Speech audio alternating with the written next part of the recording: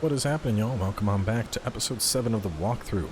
So, if you failed to beat Margit in the last episode, no worries. You can go after this episode and you'll be a little bit better set up. But I do think it's worth taking him out because killing him gets you your next talisman slot. And you'll already know I'm a big fan of charge attacks. So adding the axe talisman on, which, oh my god, does that put my load up too much? It does. That's okay, we can, there we go. We're good. We're back to medium load. Yeah, I can't believe I was that close. But yeah, using this for the charge attacks along with the spiked cracked tier, we are going to have some big, really big, beefy charge attacks. Charge attacks that are just going to basically obliterate whatever we hit with them. So there's a bunch of jellyfish around here. You can fight them if you want, but we're not really concerned with taking out the jellyfish. We want to run over this way, kind of southeast, and there we go. The red jellyfish is what you want to look for.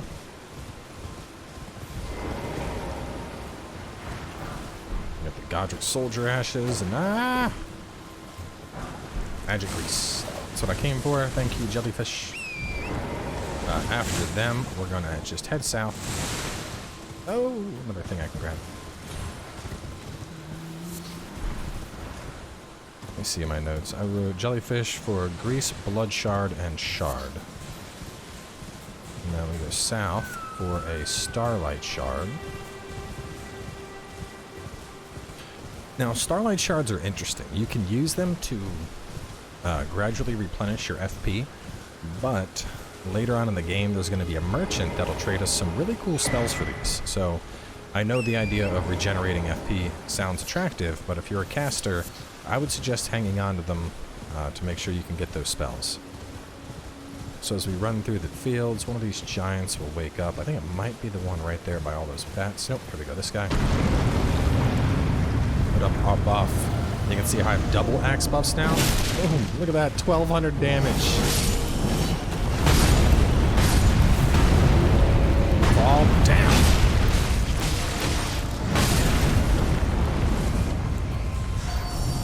See, this is why I said you gotta be careful at nighttime. You got these stupid bats.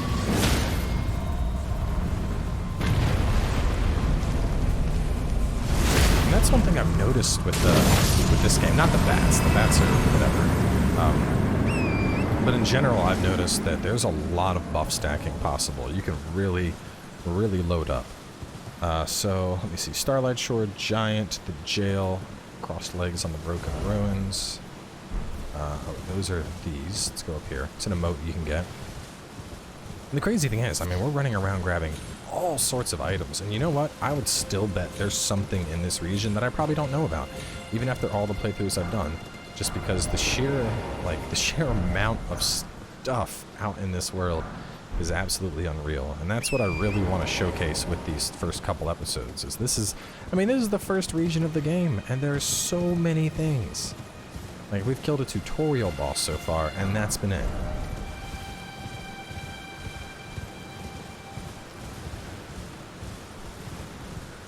Alright, now this Evergaol has a Crucible Knight.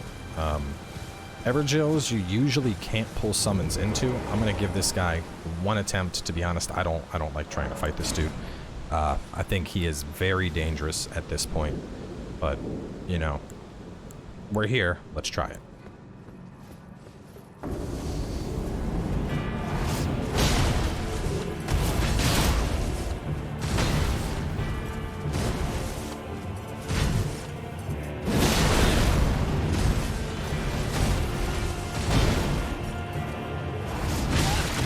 See, that's why I don't like fighting this guy at this point.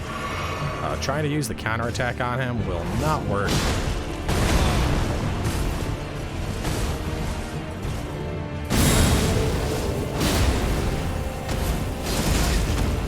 As you can see, he deals an immense amount of damage. Thankfully, because our flask is already at +4, it's very easy to heal up.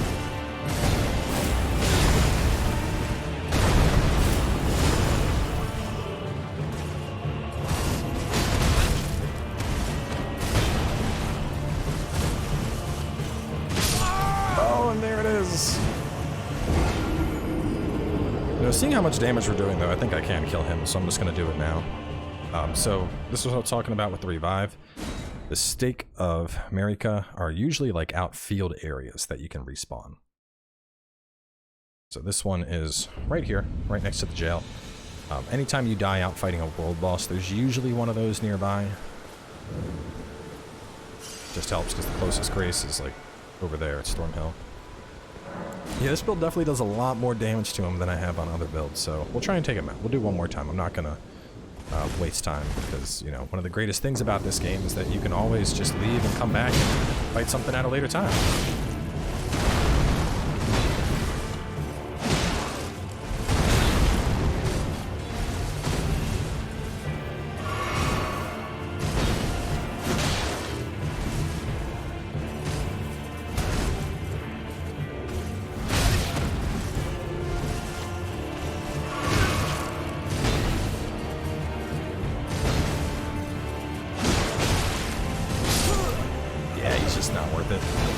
We deal good damage, he's just very tanky. One of the hard, honestly, Crucible Knights are some of the hardest enemies in the game, I feel. They have an immense amount of poise, so much so that it is very, very hard to actually break their attacks. You can parry them, but the thing is they deal so much damage that if you miss a parry, you're just going to get bonked, which I haven't actually tried parrying them. Let's try that, just because I'm curious. This is more in me testing something, because on the prep we've been playing, I've had one that's a strength build and one that is a mage build, and neither of those go for parries, so kind of curious to see what that'll do for us. I got a partial.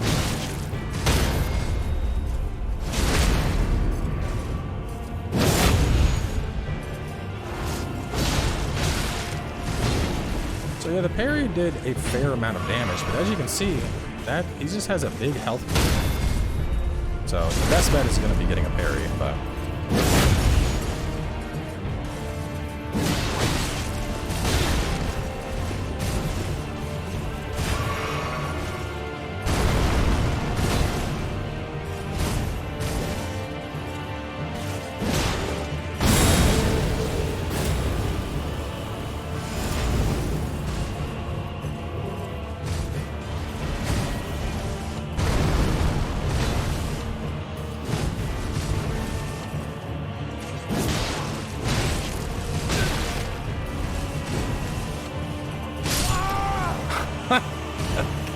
see, that's why those Crucible Knights get you. You can see that step in right there, and that was with 2 rolls backward, and he still stepped in and got the kill. So we're gonna leave him for now. But this does give me a good opportunity to talk about marking. Now, while there is no quest log of any sort in the game or anything to remind you what a quest was, one of the things that is nice is you can leave little marks on the map. So for example, you know, there's this Evergaol, and there's this one, but I know I cleared this one. So since we still have to kill this guy, what we're going to do is we're going to pull up a marker, and we'll put a little skull there. And now that way, I know, hey, I need to come back here later and kill that Crucible Knight. And there's all kinds of little markers, so, you know, feel free to use them. When you're looking on your HUD, that will show up.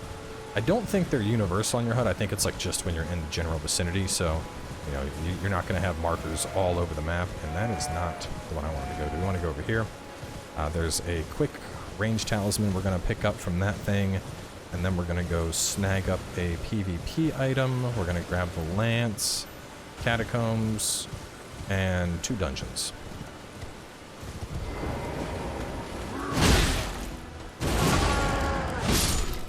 You can actually get those guys as a summon.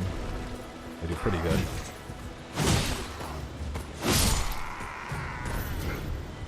I think the crazy thing is y'all saw how much damage I was doing with the Crucible Knight. And keep in mind, this is like an ideal start. So we are, you know, we are loaded up right here. By the way, that's like a rune level 1 down there where that giant jumps down, so I wouldn't worry about it. I think that's just a cerulean scabbard, but for me, you run up and confirm you aren't anything I need to kill. No, you're red. Okay. So we are going out here, the Warmaster Shack. Jellyfish is done. We can get, I think it's one of these. I don't remember exactly which one. I wrote square structure. Here are my markings. So, my people that crave PvP, we're gonna go get you an item real fast. And my people that don't care about PvP, we're getting you a talisman. Either way, there's something for everybody in our next adventure. Yeah, the Crucible Knight, he's very overtuned. Like, I mean, you saw how much damage I'm doing, and this was with, like, an ideal start, so we're 27 already. We have a unique weapon that's at +4. Like, we are very, very strong for the start of the game. You've seen what I've done to every other boss, and that guy still just dunks all over me. So this guy isn't really much of a threat. You can pretty much just kind of run up and beat him down. At least with the thing we're using, you can see that we have more than enough stuff to get through everything he can do. You can kill him pretty easily. That's going to get you the Hammer Talisman, which helps to break shields. And now we have the small red effigy and the Duelist's Finger. So looking over here, this is for co-op. This is if you're looking for PvP. Duels in particular, and I say that because there are invasion fingers, and if you're co-oping with a friend and you see a red sign down, don't click that red sign and summon someone into your world just to have a 1v2 with them, because that's really poor form. Like, that's peak small dick energy. If you want to duel somebody, summon the red sign. But, I mean, I know there's already people out there that are probably looking for red signs just so they can gank. And it's like, why, you know? Because think about it, that person could have invaded your world, and instead they put down a sign hoping to find somebody to fight. So I'm going to put that PSA out there. Don't abuse red signs.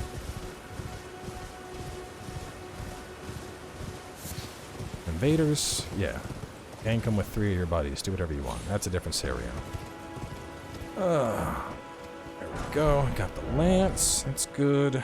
And then,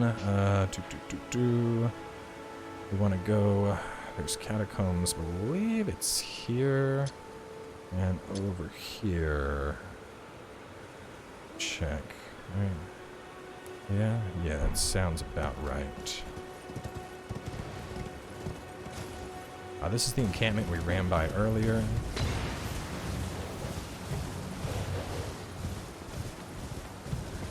Right up the side. Remember, it's like right along this wall. There it is.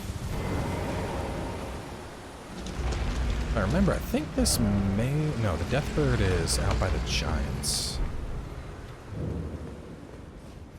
The beast eye quivers. That means there's another beast thing down here. I think this may be a skeleton one.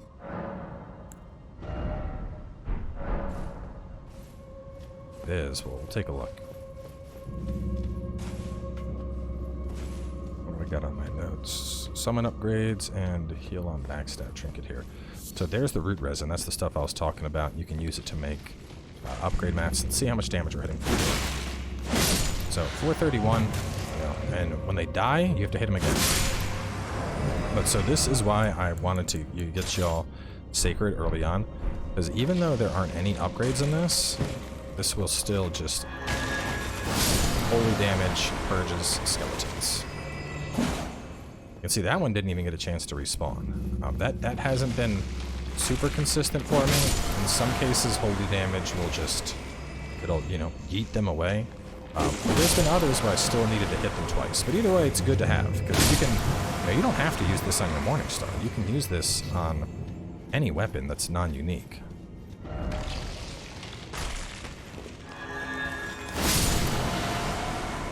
And it makes a world of difference, you know, because otherwise these guys, they keep showing up. Like, look how easy this is. On an unupgraded Morningstar, we're just like, no, bad skeleton, go sit down. That's why even if you have a unique weapon, like in our case, we have, you know, that one weapon that's unique, it's still gonna be worth having a more normal weapon that you can change the Ash of War on for cases like this. Because if you're fighting something that's super weak to holy, you can do this. If you're fighting something, well, if you're fighting something that's like weak to fire or other things, usually you're just gonna use paper. Skeletons are definitely a unique case where using the holy damage will just, you know, purge the darkness.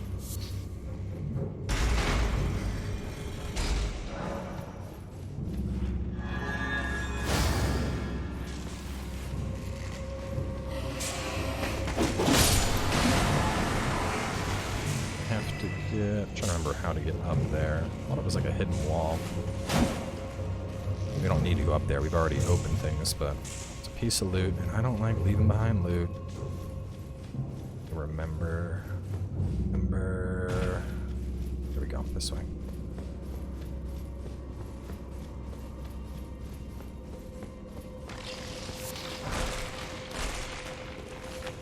Oh no.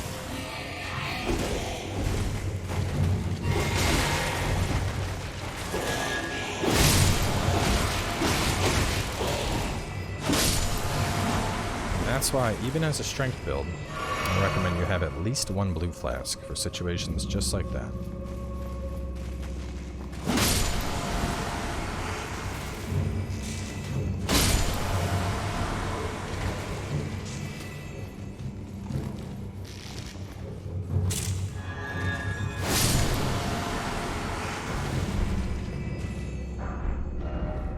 Uchi and arrows. Okay, now we are good. Isn't the power of holy wonderful?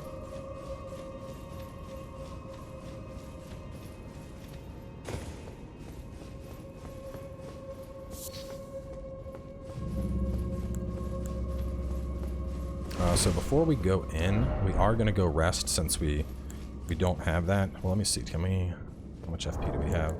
We have a total of 30 FP, and how much are y'all? Y'all are 44, so yes, we're going to want to go in. In general, anytime you're considering trying out a new summon, keep in mind what your total FP is. That's going to be the important factor. So, you know, I can see right now my FP is 68. I go here.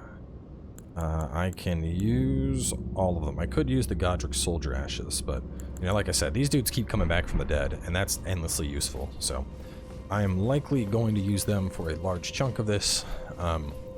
One thing that I will say is late game, well, not even late game really, we're more on the mid game. There is a summon we can get, and there's a couple of these, but there's one in particular that we're going to be going for that allows you to sacrifice your health to get the summon instead of having to spend the FP. So even really strong melee-oriented builds, you'll still be able to get juicy summons, you know? It's not like only the casters are going to have the summons.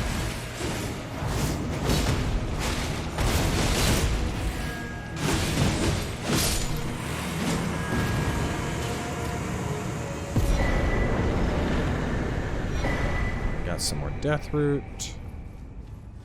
There to grab more root resin. Root resin over there, it looks like. Yeah. The Cerulean Dagger, that's an interesting item. It's going to give you critical hits, restore HP. A critical hit is, you know, when you break the enemy's guard and you get that follow-up attack, when you dismount them from the horse in the follow-up, backstabs, parries, all of those are considered criticals. So if you're really good at getting stuff like that off, it's something to consider.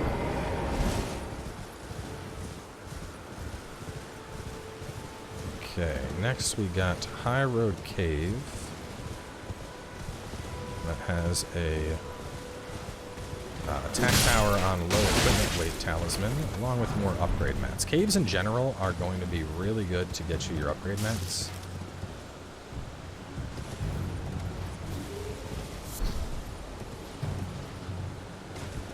And right around here, there should be a... And looking for the wind. There it is. Alright, let's rest real fast, just in case we don't reach it.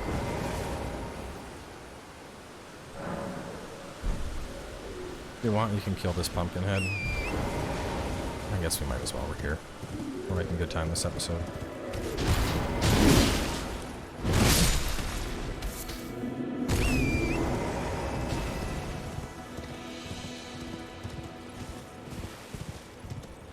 Oh no. Oh no. Come on. There we go. I got it. Ooh, that was close. So you see how we ended up getting that little, that wind thing? We talked about it before. But that will always mitigate out falling damage. Super, super nice.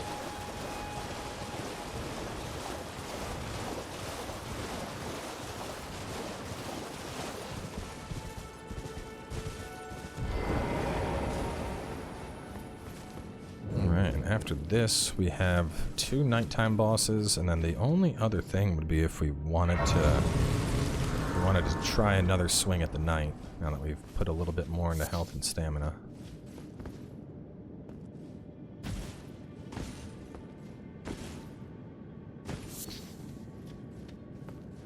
Is this the one with the trap? No, it is not. There's a big hole, though.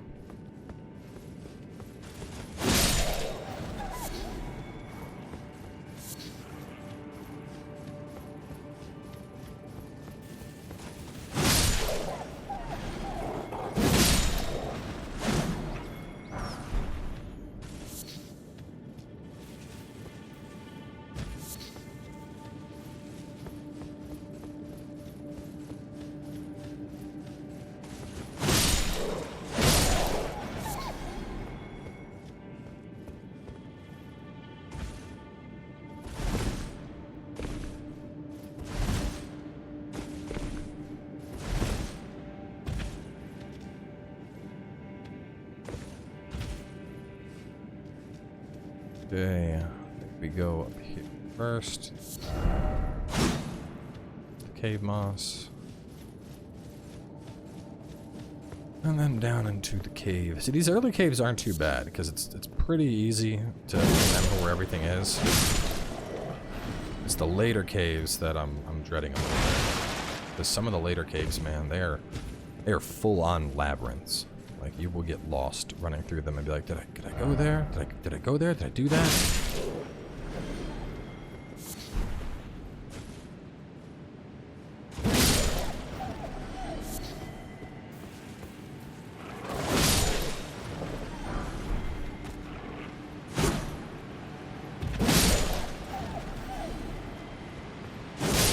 And that is the other path we could have taken right there, so you don't need to worry about that.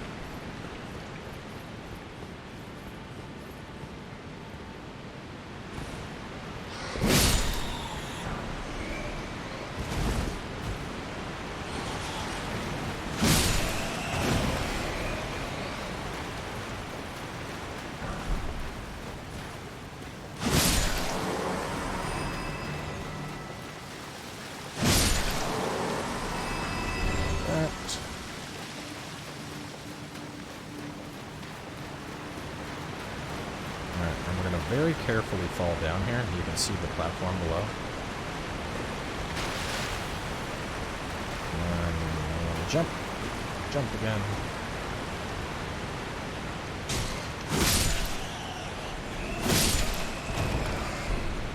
If you want, you can pull these guys over.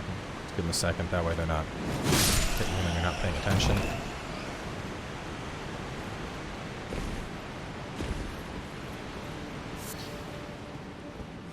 We're going to be heading over that way, but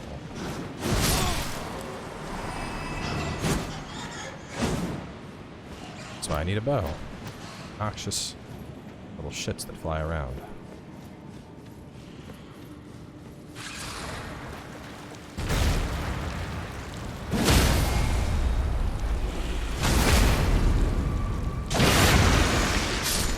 Take him out before he even gets a chance to attack.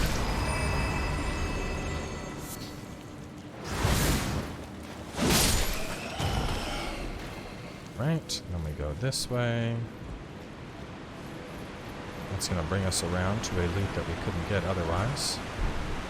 Now, I haven't made this jump successfully.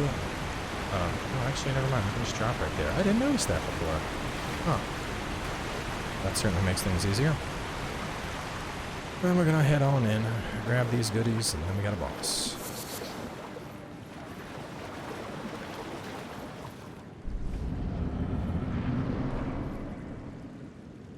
Actually, this is a giant boss. I'm not worried about our summons. We'll just do it. Same rules as always apply for giants. 2 heavy attacks.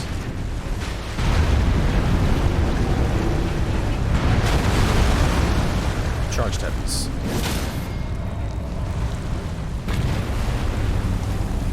The trolls should go for the eye. The giants or golems should go for the chest.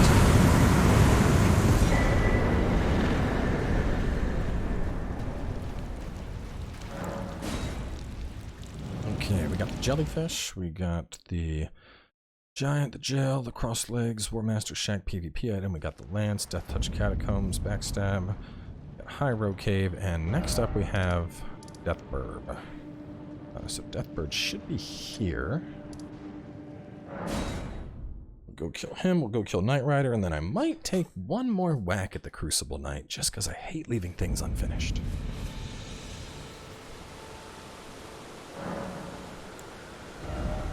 Oh, looking good. I could probably put back on some more armor to flush my fashion back out a bit.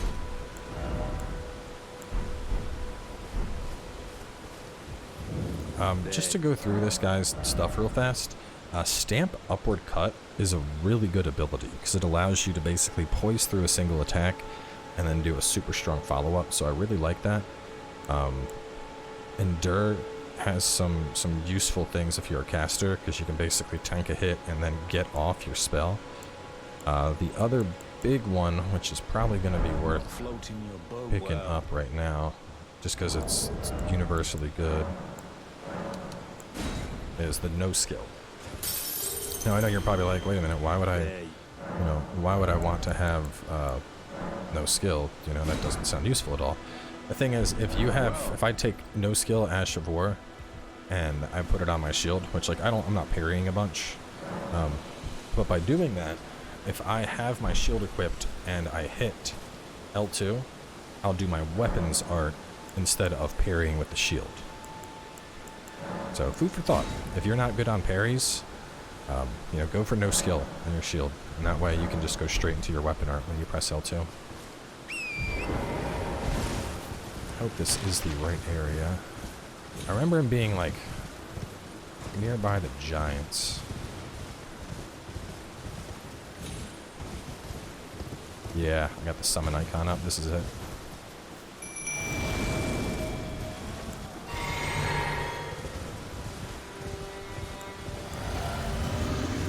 Where are you at? Come on.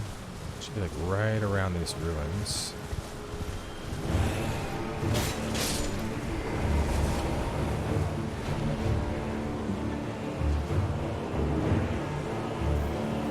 Now, if you get too far over there, you're going to lose the summon, so I'm waiting for him to come over to us.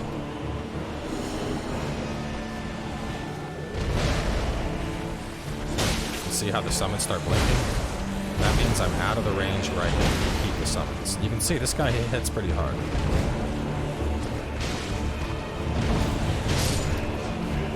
Should run on over this way in a second.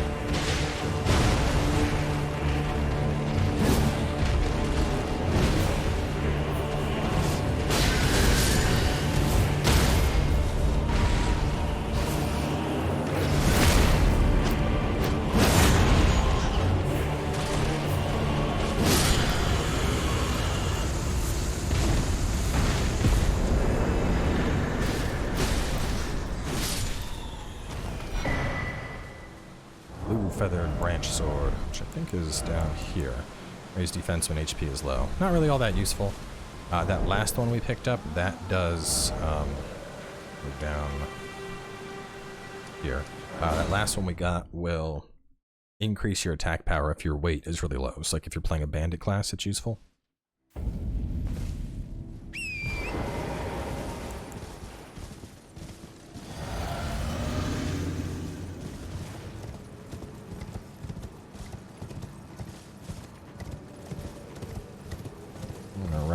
out here for Knight Rider.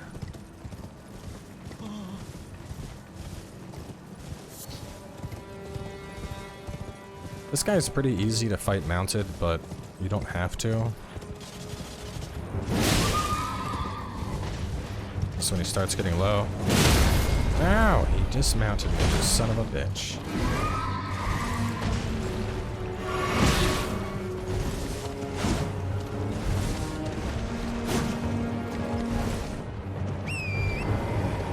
When you are mounted, R2 is going to swing to my right, just like L2 is going to swing to my left. Same. L1 is going to swing that way, R1 is going to swing the other way.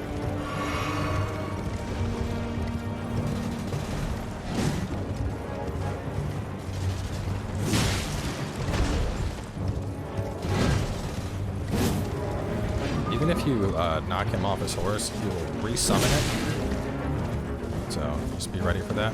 When I have his horse low like this, what I like to do is go for the jumping attack, kill the horse, and then that way you're ready for the critical. Which, there we go.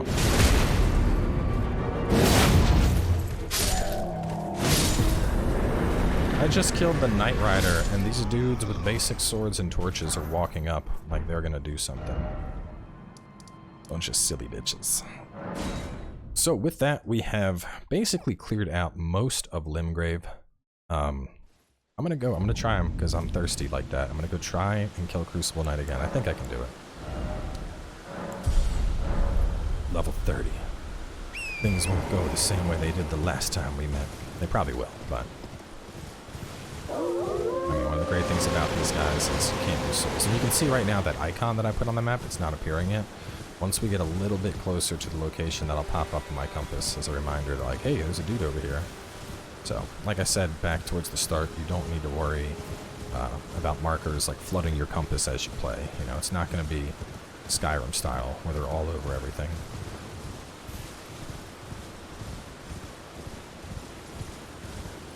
Surprised it hasn't popped back up yet. There it is. Took a minute. Alright, we're going super try hard on his ass.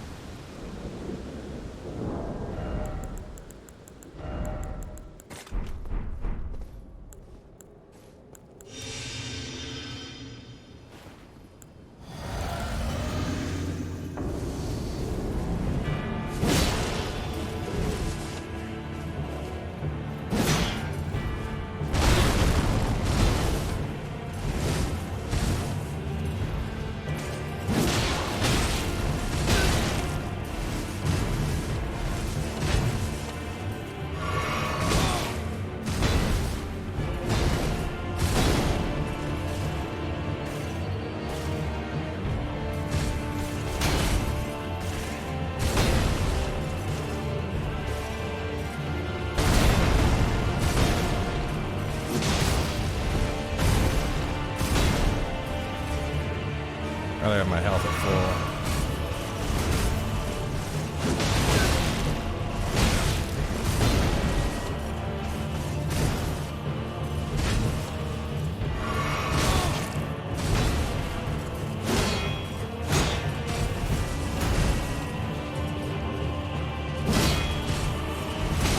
Ah, that great shield.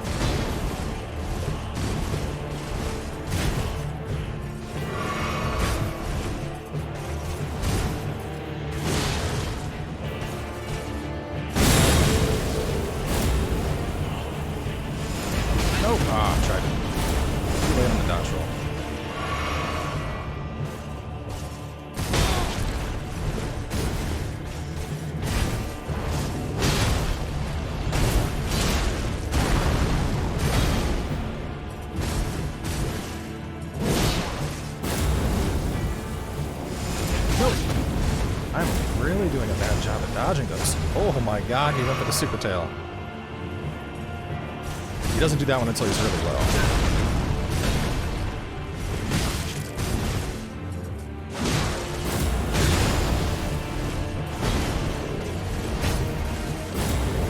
Oh no, I'm dead. I'm dead. Oh my god! I hate the Crucible Knight. Anyway, we're gonna wrap this one on up. we'll just have to save them and beat them down later. But anyway, moving on to the next episode, we're going to be heading on down to the Weeping Peninsula, which is the area of southern Limgrave. I think it's worth mentioning that at this point in the game, if you wanted to start Stormveil Castle, you could, and starting that would get you your first Great Rune, which can be very beneficial. But you could also head down south, and there's a couple more things that we're going to get down south that are also going to be really helpful. So, in general, I think it is a safer bet for you to go down south for the time being. So, we are going to warp on over to the bridge. Actually, no, we're not going to warp to the bridge. We're going to start from the church. Start from over here, Church of Pilgrimage. So, head on over that way. Next episode, we're going to try and knock out Weeping Peninsula. We'll probably get most of that done and then save the Morn-related stuff for another part. But y'all stay tuned, and we'll have more Elden Ring coming your way soon.